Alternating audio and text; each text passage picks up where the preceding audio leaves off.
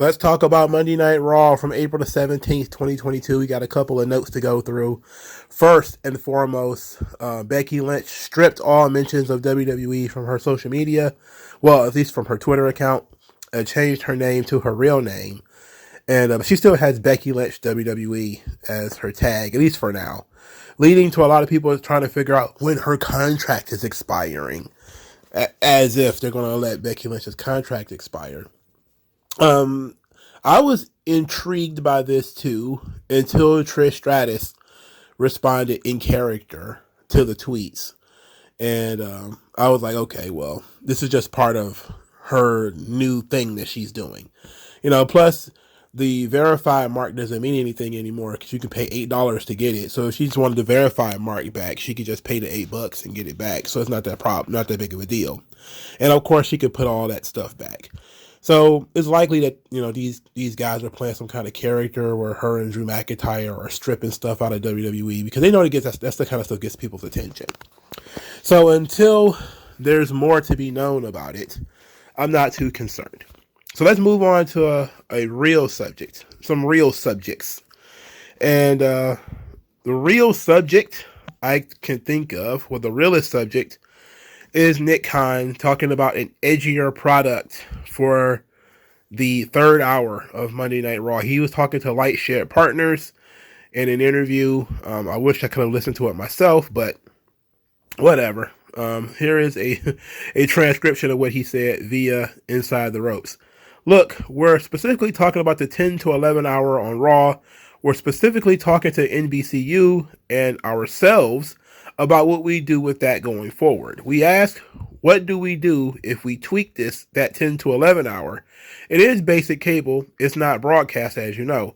We think that NBCU would be supportive, but we're not on a final conclusion on that. Talking about tweaking that, and what they're talking about is maybe adding blood or something to that effect. There have been a lot of people running around screaming TV 14, TV 14. Endeavor bought WWE. They can do TV 14 now. They're not understanding. It was never who owned the company that was the problem. It's amazing that people think that all the deals they did with Mattel are magically going to disappear. I've been talking about Mattel the entire time. Brands couple with other brands based off of similar ethics and similar, as long as your product comports with what I do, we can be partners. Like for years, Disney didn't do business with companies, or they didn't put out movies with a lot of cursing and different things like that, because they didn't want that stuff associated with the Disney brand. Mattel is one of those, which is the largest toy chain or toy manufacturer in the country or in the world, I believe. When I think about it, and their toys are literally everywhere. That kind of penetration, that kind of access to children, you have to make some concessions, and one of those concessions is you're not going to be a TV 14 product. It's just not going to happen. So unless they want to abandon Mattel, you're not going to do a TV 14 product. Now they may do a little bit more in terms of blood, or maybe a little bit more suggestive nature, or maybe even more aggressive content. But it's never going to go back to being TV 14 as everybody wants it to, with a lot of middle fingers and girls pulling out their boobs and all that kind of stuff. It's not happening. It's a bad business deal. I've even seen people say, well, look, they're going to be merged with UFC. UFC is for college-aged males, 18 to 35 or whatever. It's blood and guts and it's fighting. That's WWE and UFC are still going to be separate entities. They're going to be, for stock purposes, one entity, but they're still going to be separate businesses. They still have to get their money the way that they get their money. They can't all of a sudden just start copying UFC, and UFC isn't going to start copying them. All right, it's going to be two divisions of the same company. So WWE is still going to be mostly on their own. Now, if they can find some way to cover that cost, then I could say maybe they might, want to push the envelope a little bit more. But you have to also consider that WWE for a long time has touted their demographics. They talk a lot about their demographics being about 40% female. I think they said it's been 40% female for like 15, 20 years. You know, then I think about it, it's been a long time. Since PG, at least, it's been 40% women. So the idea that we're going to go back to bra and panties matches, forget it. Bloodbaths on TV, forget it. You know, things that's going to turn off a large female audience, you can just forget it. It's not going anywhere. Turning off children and turning off women is not going anywhere. You know, even if they make it a little bit edgier, it's bad business for them to all of a sudden flip the entire business and try to make it geared towards college age males. And then if you ever seen college age males today, do you really want them dictating your product? Have you seen what actually college age males are into today? I'm sorry, but no. A lot of them are not they're not the guys that they were in 1998. The testosterone levels have tumbled a lot in 25 years. So anybody who has this idea that, oh yeah, if we gear the business towards men, it's going to be right. It's like, that's the AEW audience. You do know that, right? The soy boy audience. You do realize that, right? That these 18 to 40-year-olds with Ukrainian flags and all that kind of stuff in there. I don't want to get too deep into that, but do you really want wrestling geared more towards those people again? No, it's not 1998. I keep saying that on this channel. It is not 1998. Everybody who keeps living in 1998 because it was so great when you were a kid, get over it. Please get over it. Wake up out of your delusion. It's not 1998. You can't go back. All right. It's over. Now, moving on. So there was an analysis blogger named John Wall Street. And they mentioned something that's very interesting that I want to discuss. It says WWE did about $40 million of sponsorship last year. UFC does $140 million plus with less product and fewer domestic eyeball impressions. And it says, quote, anybody who has ever watched a UFC event and a WWE show will recognize why that is. While the octagon is covered in sponsorship logos, WWE's ring, skirt, and ramp all remain pristine. One must assume Endeavor will sell those assets and capture the associated revenues. So they're talking about putting sponsorships on the ring skirts, etc., etc. Now, other wrestling promotions do this. AAA in Mexico has commercials literally playing on the big screen during the matches and stuff like that. Here's the thing I have with this. It's a little socialistic, which, you know, is kind of crazy for me. But advertising that is loud and in your face is visual pollution.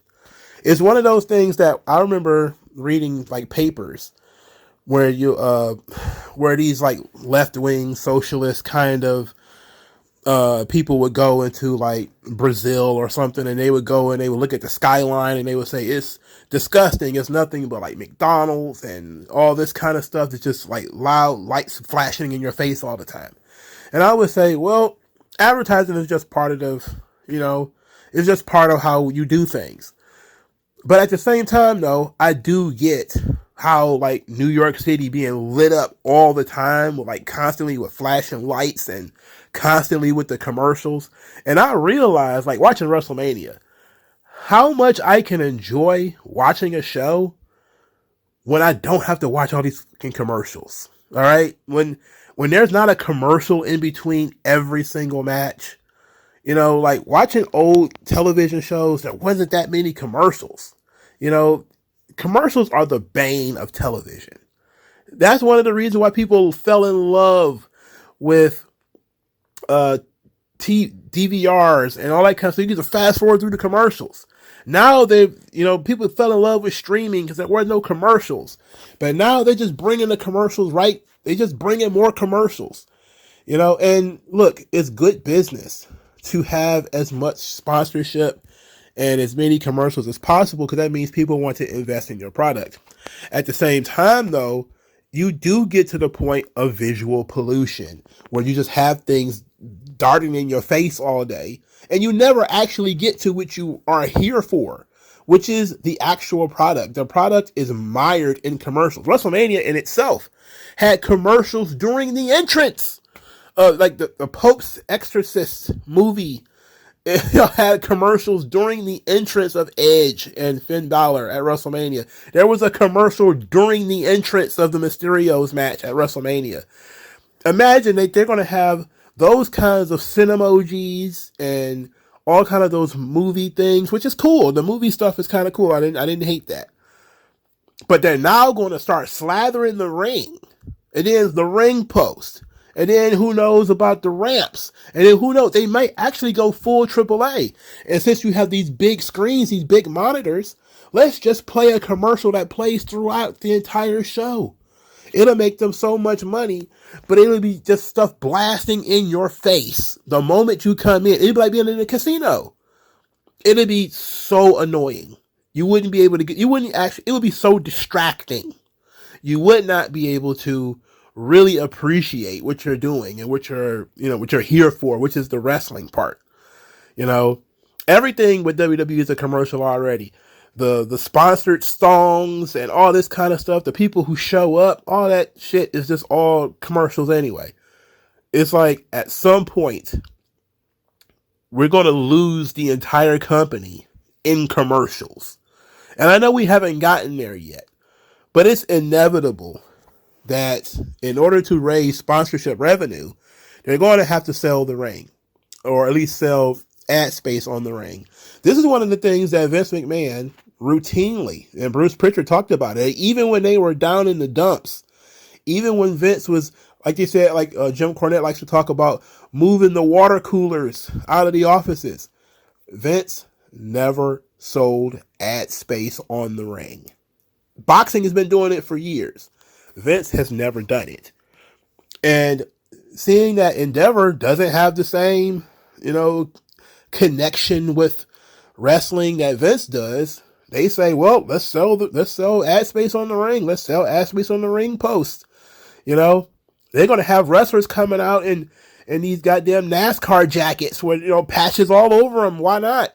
Why not? So I actually agree with some of the left-wing critiquers that you can go overboard with the sponsorships. And I think they've already done it when it comes to the way they manipulate the media.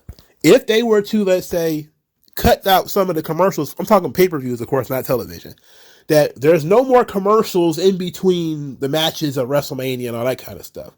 But there's hella sponsorships on the ring post, and all that stuff, the LED boards. I think I can ignore that. It'll probably suck to be in the building because it'll be constantly just stuff flashing at you all day. But I think I'll be able to get over it.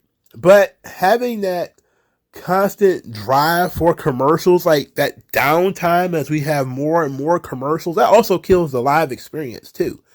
Because what do you think those guys are doing when you have back-to-back-to-back commercials? They're just hanging out in the ring. They hanging out in a chin lock or something like that. We don't really, I'm not liking that. Not loving it. Not loving it. It's not, and it's unnatural to wrestling. Unlike the NFL or something like that, where it might be you got a little bit more of a natural way to get time. Wrestling, you don't really have that many natural ways to get time. But I see them doing this, and I see it making sense, but I definitely have some major problems with it, because I don't really like, the excessive amounts of sponsorships and the excessive amounts of commercials. I'm really not feeling it, and it makes Raw feel longer than it really is, because there's so many goddamn commercials. There's so much downtime. Instead of things moving at a nice clip, things are dragged out, commercials, and then picture-in-picture commercials. And then we go from the picture-in-picture to commercial. 90 seconds later, we're going to a full commercial. Then we got commercials coming back in and commercials going out. It was ridiculous. It's gotten absolutely ridiculous. That's why people like a lot of the older product. It's not as slow. It's not bogged down by commercials. Like, there's still plenty of commercials, and even some in-house commercials. Hotline, Slim Jim, all that kind of stuff was kind of in-house commercials. Pay-per-views, Tide Pettingill running down the pay-per-view, stuff like that. But it was not nearly as bad as it is today. It's awful today with the amount of commercials that we have. But it's the way that people are paying the bills now. It's more important than selling tickets. A lot of sports analysts are starting to really nail that. Sponsorships is more important than selling tickets. You can have an empty building, but if you get enough sponsors, you can cover the cost of the building and cover the cost of your talent, and it'll be fine. So it's one thing to look into. So let's get into this show finally. I won't bore you guys anymore with any more business talk. It's just something I had to get off my chest because those days are really going to be bad for me. I hate commercials. I love capitalism, but shit, that doesn't mean everything is perfect about it, for Christ's sake. Anyway, let's move on. All right, so we're going to try to truncate this long opening segment. So Paul Heyman announces that there is a partnership between the Judgment Day and the Bloodline, a deal that was made without the input of the Usos at all. And of course, the only one who did know was Solo Sikoa, because he is, scary. And, you had to make sure that Solo knew what was going on because, he might do something bad. Anyway, they had this scene where Solo and Rhea Ripley are staring at each other. Paul Heyman didn't like how that felt, so he asked Jay and Solo to switch places. They did so, and then Finn switched places with Rhea so that she could continue staring at Solo. This, of course, continues to play into the zombies who want intergender wrestling. It's like, get the fuck out of here, okay? Kick rocks with the intergender wrestling. This is all just about trying to make put Rhea Ripley on Solo Sikoa's level, which is, look, she didn't have to beat him up or anything like that, so it's fine. They acknowledged that Finn Balor doesn't like the Bloodline, which I thought was a good nod, but he's willing to put it aside because each one is agreeing to take care of business for the others. Solo Sikoa has said he will handle Rey Mysterio and Bad Bunny, but the Judgment Day have to deal with Matt Riddle, Sami Zayn, and Kevin Owens. That was the deal. So the first match in this new conglomerate, Bludgment Day, or what do you call it? Judge Line Day. What are we calling this? We might go call it much of anything because it's probably going to be over after tonight anyway. People won't forget about it. Solo Sikoa defeated Rey Mysterio. The match was pretty solid. I'm having troubles getting into Solo Sikoa's matches. I'm really having trouble getting into his matches. I don't know why that is. Maybe it's because he doesn't show much personality, so he comes across as generic Samoan. Maybe if he had more intensity, if he was more like Umaga, because Umaga had more personality. Like, he kind of owned that character. And it's maybe time for Solo Sikoa to loosen up a little bit to sort of be able to own that realm that he's in. But I have difficulty getting into Solo Sikoa matches. It's hard. And I love me some Rey Mysterio, but I definitely have a problem getting into Solo Sikoa matches. Solo Sikoa wins relatively clean. Even though the LWO and the Usos and all them got into a fight outside the ring. Rey missed the big splash after the 619, which led to the Samoan Spike, and Solo Sikoa wins. Afterwards, the LWO was jumped by the Bloodline. They were all beat down, and it was a bad time had by all. Because once again, the LWO are decorating the floor of a wrestling show.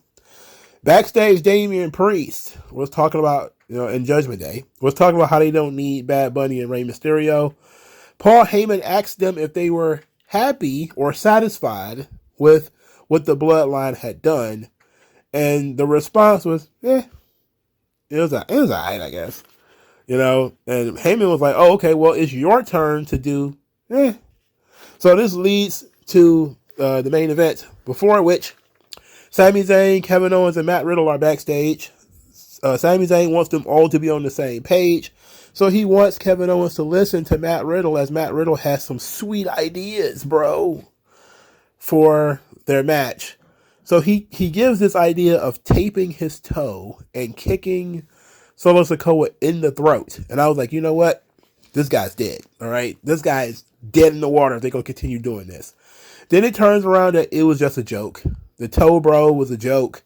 He's here, he's serious, and he wants to kick some ass, which is fine. The Usos cut a promo saying that they like seeing new teams stepping up, so they like the idea of the LWO jumping them and everything. But, you know, they the twos, we the ones. Judgment Day versus Sami Zayn, Kevin Owens, and Riddle in the main event. Dominic Mysterio is continuing to improve. They didn't lean on him to do promos tonight, which they probably should have, you know, just to get the reaction. But Sami Zayn, Kevin Owens, and Riddle win the match. So the bloodline put all of their faith in the Judgment Day, and the Judgment Day was like, whoops, drop the ball, whoop, drop that egg, and it's cracking all over the floor now. Whoops, sorry. Our bad. We're the B side of this conversation. Whoops. Oh boy. So this led to a gigantic brawl, of all kind of tangling and crossed wires here, as Sami Zayn, Kevin, and Riddle were jumped by Judgment Day in the Bloodline after the match. Then the LWO came out there to save Sami Zayn, Kevin Owens, and Riddle. And I was just kind of like, it's just people everywhere. It's 11 o'clock. Let's wrap it up, okay? We get the big picture here, you know. There's a super stable being formed over here and a super stable being formed over here. Okay, where do we go with this? Now, they've already announced the Backlash match, which is going to be the Bloodline versus Sami Zayn, Kevin Owens, and Riddle. They need to spice that up by making it like no disqualification or something like that. Otherwise, I don't see it as being that important. You could have that on TV, you know. I am one of those people that think that they're juicing this Kevin Owens and Sami Zayn against the Usos thing a little too much. I think they need a break from each other. I've been saying this for a little while now. They need to be separate. Like, right after WrestleMania, we should have gone off with Sami Zayn and Kevin Owens doing something else, while the Usos tried to go out and prove themselves. You know, Roman should be cutting promos on them or whatever. They're trying to do the Roman is disappointed in them stuff by dropping little things here and there, like where Paul Heyman is saying Roman is running out of patience with you two, but he was looking at the Usos, but talking to Sami Zayn and Kevin Owens. Tonight, the Usos were cut out of knowing about the deal. Only Solo Sikoa knew. I get it. I know what they're trying to do, but they need to have that conversation. Like, there needs to be an in the ring, like, attention grabbing conversation where Roman straight up tells them he's disappointed that they lost the titles, and this is why he's the tribal chief and not them, and verbally berate them. And all this kind of stuff in order to refocus and recharge these characters, reset these characters, and, you know, get ready for that next step in the story. Because right now, did I use this phrase, push and rope? Did I use that? Because that's exactly what's happening here, okay? They're going half chubbed here. People have already seen this. Okay, we've already seen these guys fight. We've seen pretty much every iteration of these guys fighting over the last 2 months.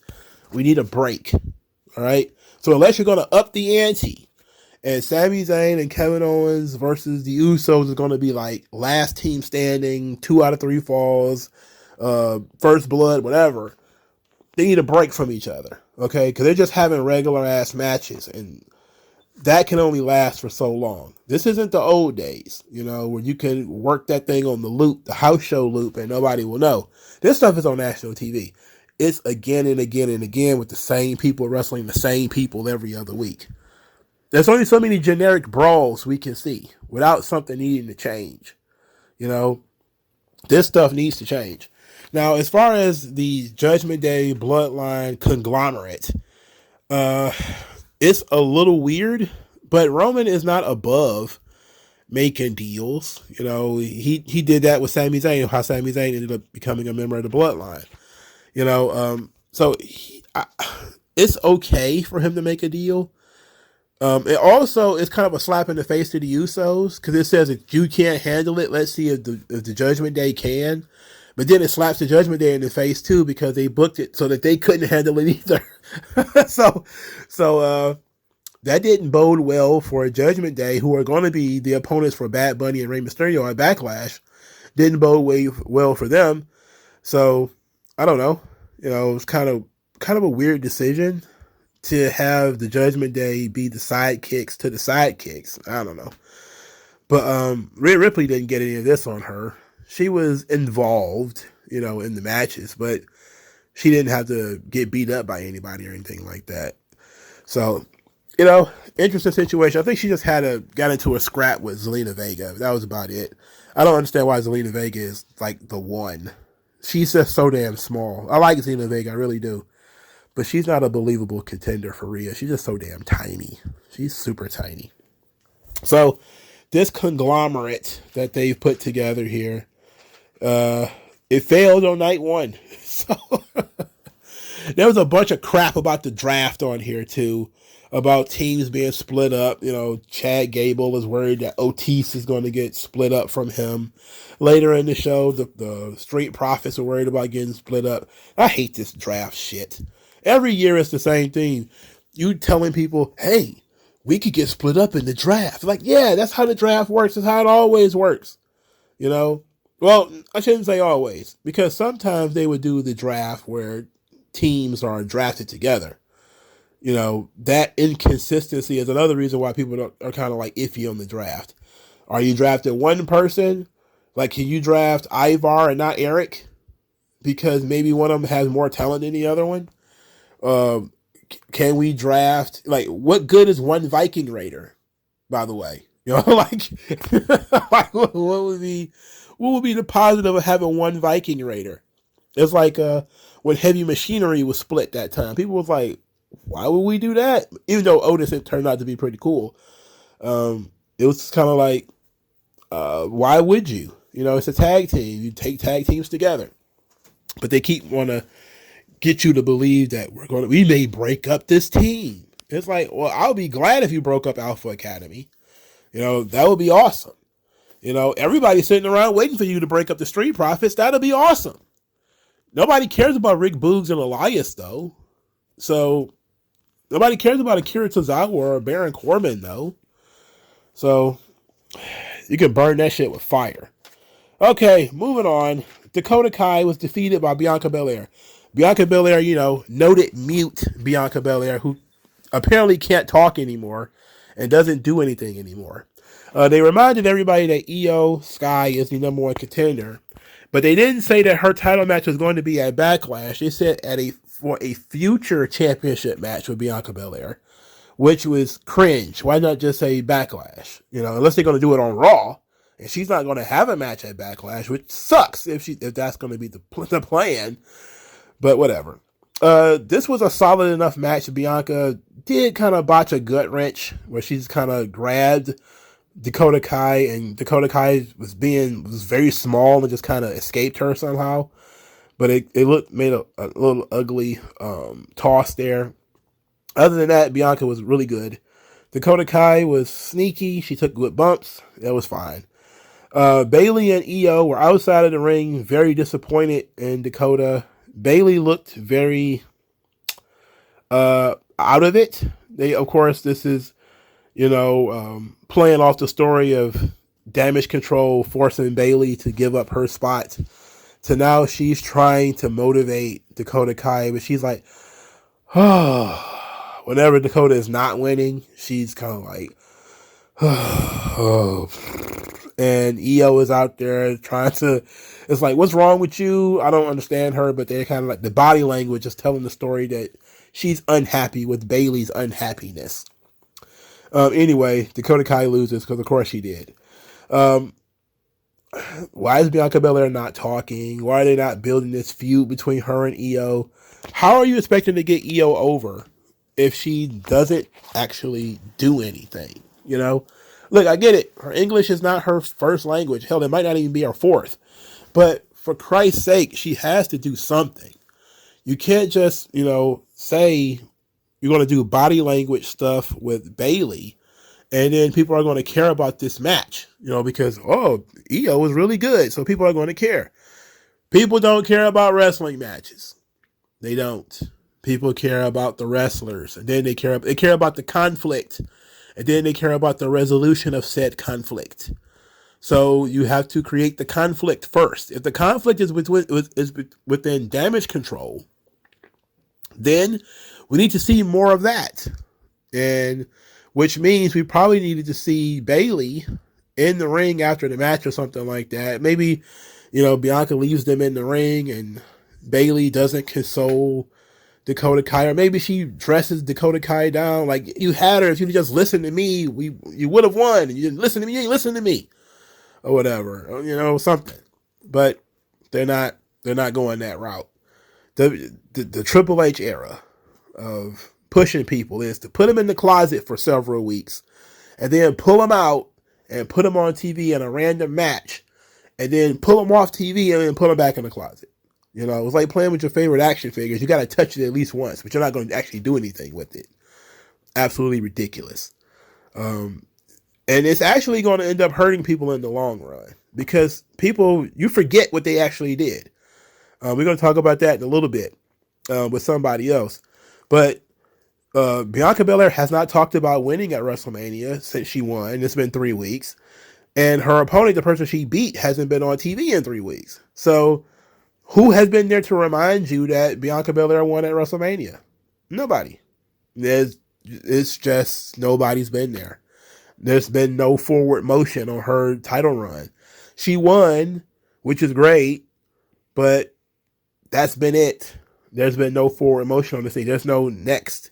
Like, okay, we got EO, but they didn't put EO and Bianca across from each other to do something. It's just been, oh, well, that match is going to happen at some point. We'll get around to it when we get around to it. How about that? Speaking of, how about that? And where this person been, they finally did a vignette for Bronson Reed, a.k.a. the thickest of the thick boys. This guy, he did a promo where he says that he's a man with a lot of problems. That his mom used to call him Mr. Nice Guy. And during this whole thing, he's wearing a suit with the sunglasses. Looks pretty smooth. Not gonna lie, I like the suit and the sunglasses. Looks very professional. And there's flash, of course, of him splashing people and beating people up, trying to show you that he's a monster. I like this. It was a good vignette. It only took him about 6 months to actually get it made, but okay, good. He interferes in the Austin Theory Lashley match, which was the fourth match on the show? This show broke the cardinal rule, of course. There were 6 matches on this show, so you already know what happened to it. It went off the rails. Anyway, Bobby Lashley and Austin Theory was having a pretty generic match. Austin Theory, hey, he won at WrestleMania. Have you seen his opponent? No. Has he come out to talk about winning? No. Exact same thing I just said about Bianca Belair. Same thing here. You wouldn't have known Austin Theory even wrestled at WrestleMania if if I didn't tell you. You probably would have forgot. He was in the very first match of the very first show in a match against John Cena, in which John Cena cared so little about it that he only showed up one time during the build. He showed up one time to wrestle the match.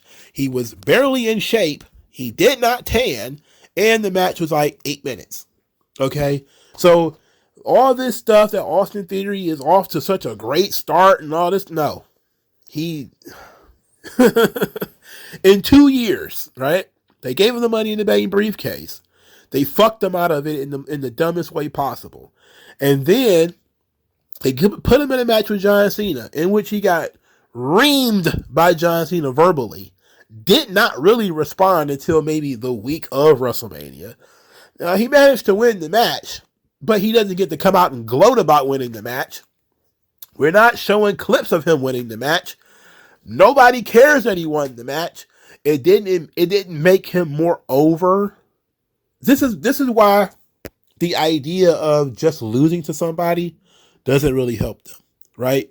Cena lost to Austin Theory. He didn't put Austin Theory over, though, because there was no work in actually getting Austin Theory over, okay? There was no...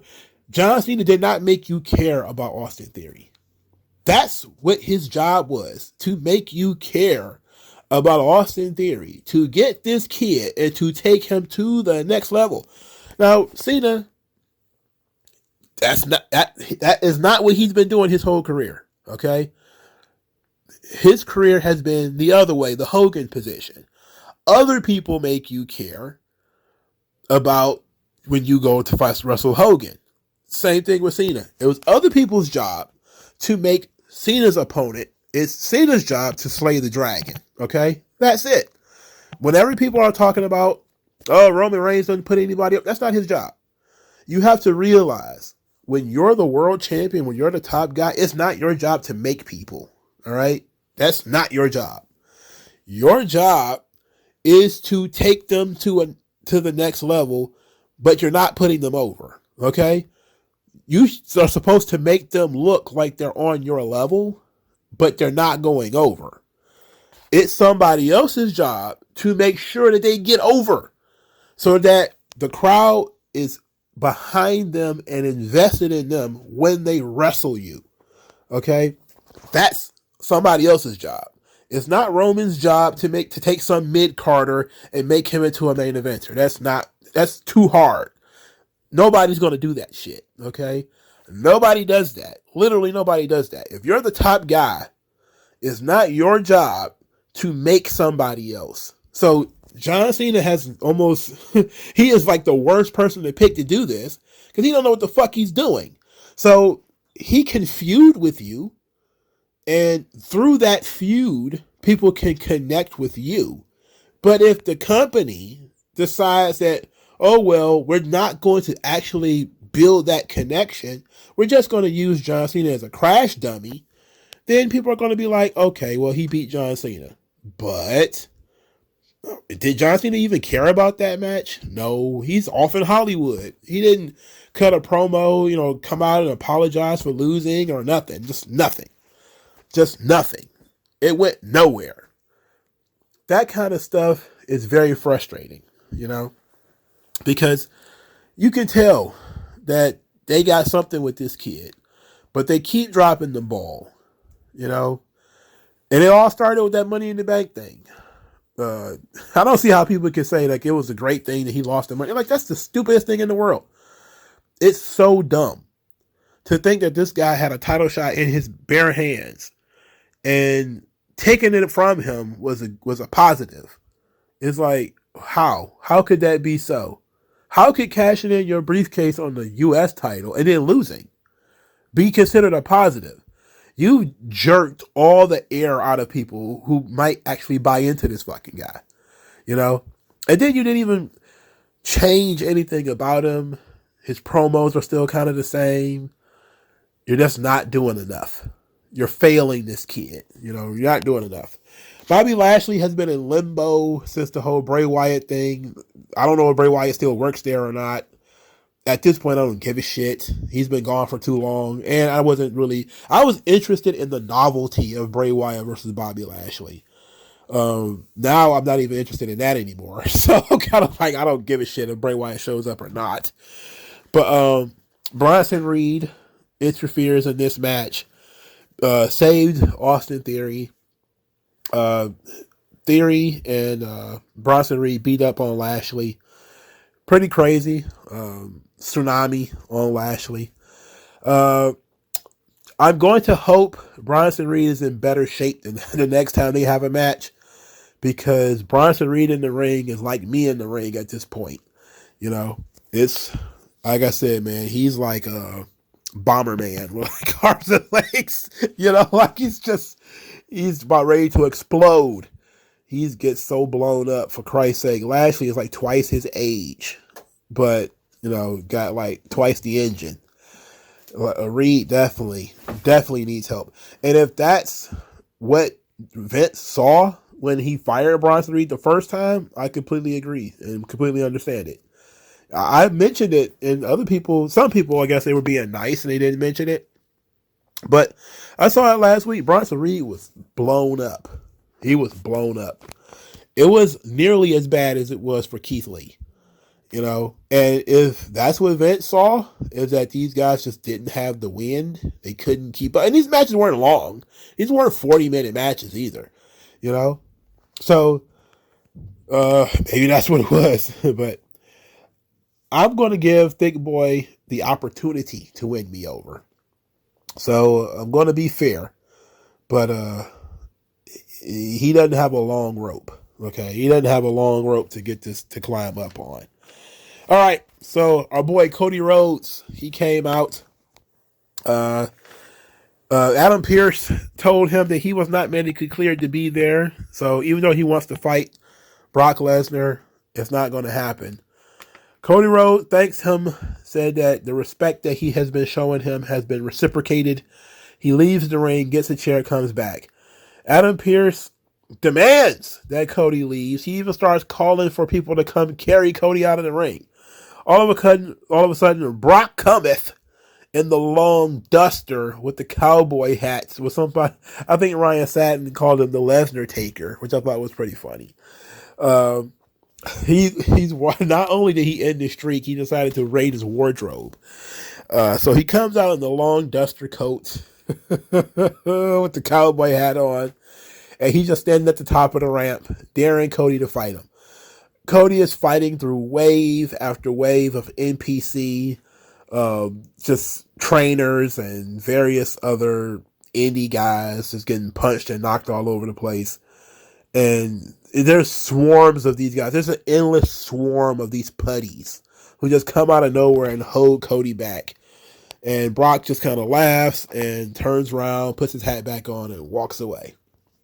So Cody is very frustrated, gets on the microphone, and says, "Brock Lesnar, that's not cowboy shit. That's coward shit." I mean, he says, I was raised around cowboys. You're no cowboy. You're a coward. And that was pretty much it. Later on in the show, Cody was bewildered, shocked that he's not the world champion because he lost at WrestleMania. He's upset that Brock Lesnar is being protected from him, but instead he's ecstatic that he's going to have the match at Backlash. And, okay, so Cody being melodramatic as always, which is working on this audience, man.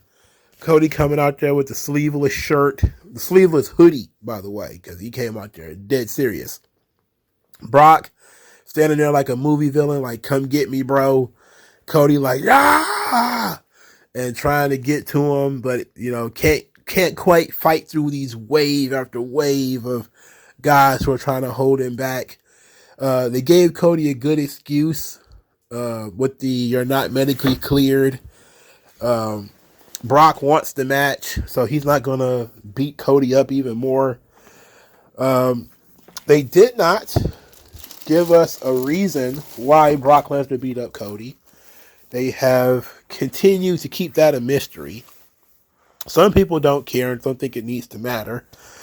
I do think it matters because it's part of the story, and it's an element of the story that I think ultimately needs to be told.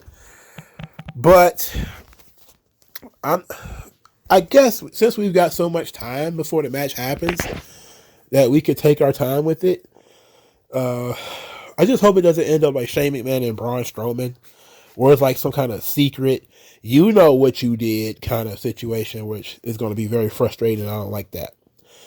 So I want them to explain this story. I really do. But I'm not in a rush. I'm willing to give it some time. I want to give it a couple of minutes. All right, Seth Rollins defeated The Miz in a match that was entirely too long, even though it was probably one of the best Miz matches of all time. The match was entirely too long. This was pretty much it. Seth Rollins has got nothing going. Nothing going. There's another one. Doesn't really talk about WrestleMania. Doesn't have a plan for after WrestleMania. Doesn't even seem to be making Backlash this year. How sad. The Miz is the Miz, and that's all he's ever. That's all he's ever been, and that's all he's ever gonna be. Okay, so we got Trish Stratus. So Trish Stratus cut a very wooden promo. She comes out there in her little cowboy hat. There are so many cowboy hats on this show, just so many. And she cuts a promo. The promo goes thusly. Women's wrestling was a joke before she came there. She was the real trailblazer. And she's let people think that it was the Four Horsewomen. She didn't mind until Becky Lynch started, believing in her own hype.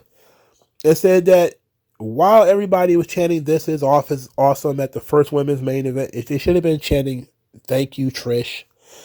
She said that Becky Lynch showed her no appreciation, gave her no thank you for setting the bar and blazing the trail for her, and that Trish Stratus is nobody's sidekick.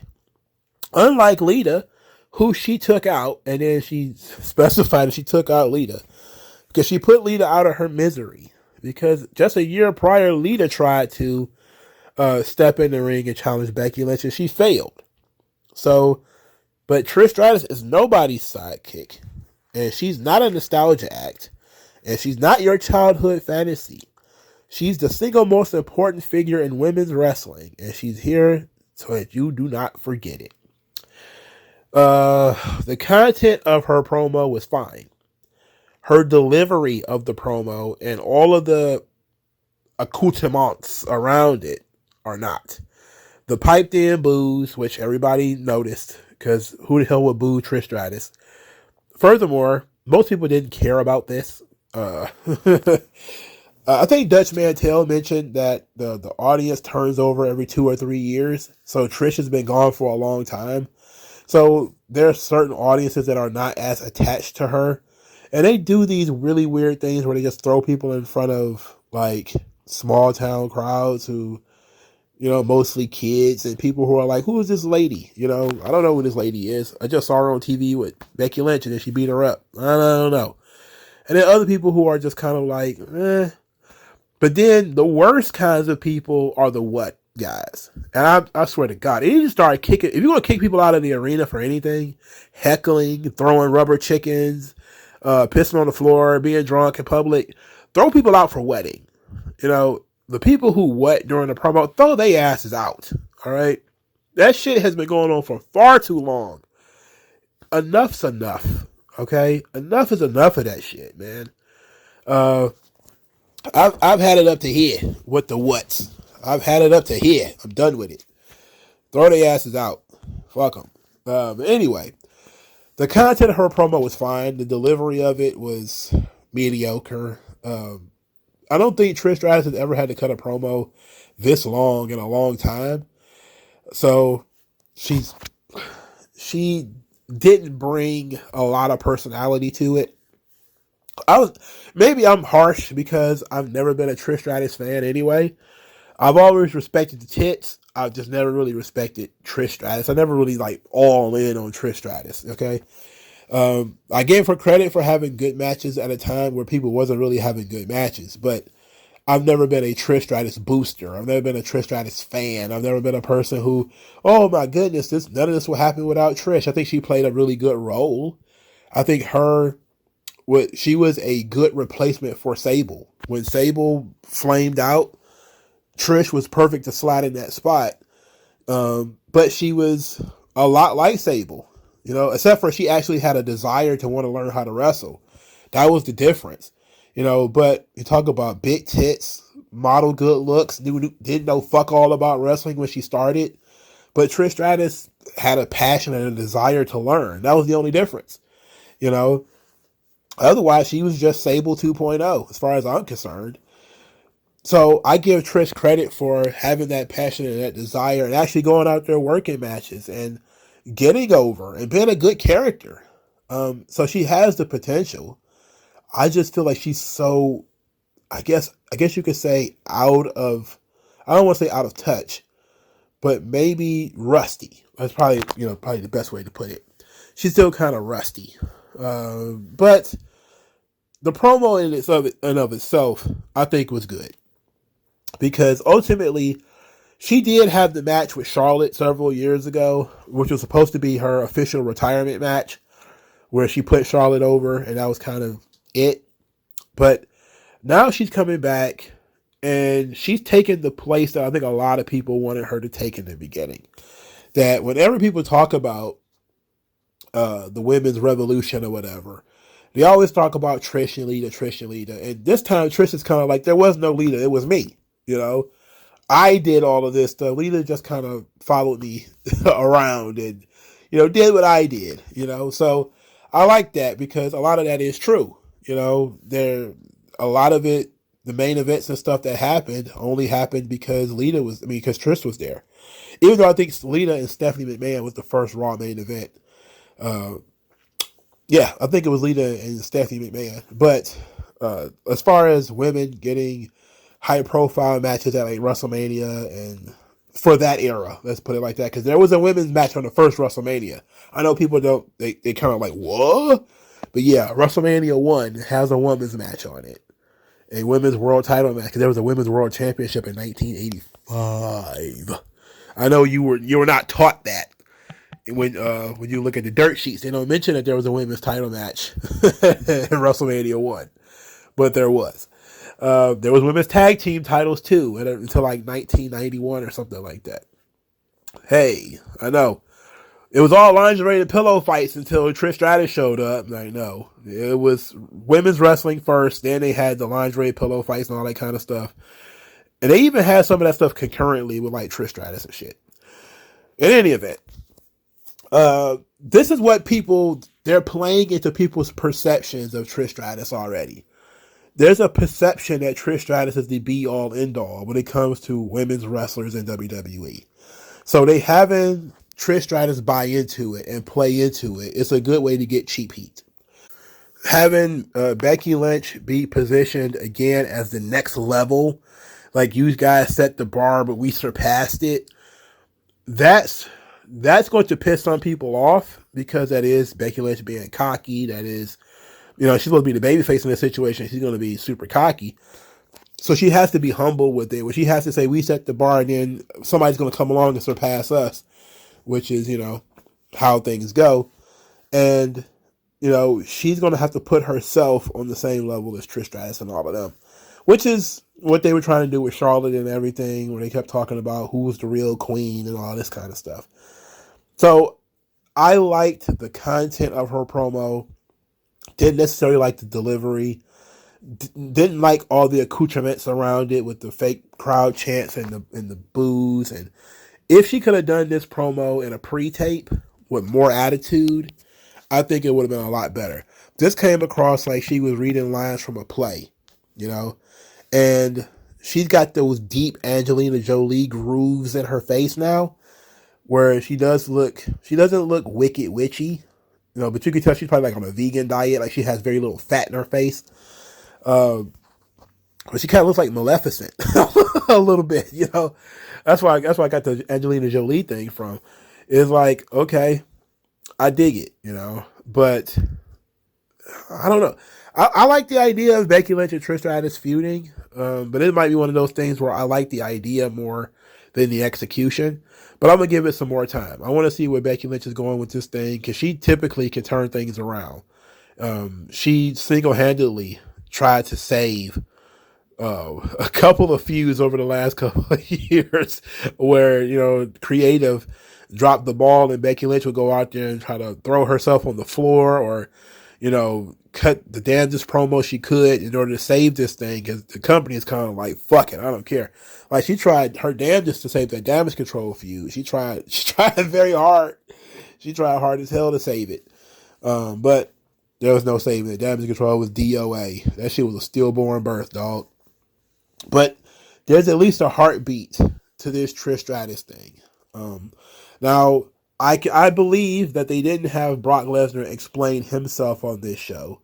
But because, for Christ's sake, you're really going to have Trish Stratus and Brock Lesnar both in cowboy hats, both explaining themselves on the same night. They'll probably have Brock do it some other time. So, I'm okay with this. Generally speaking, I'm all right with this.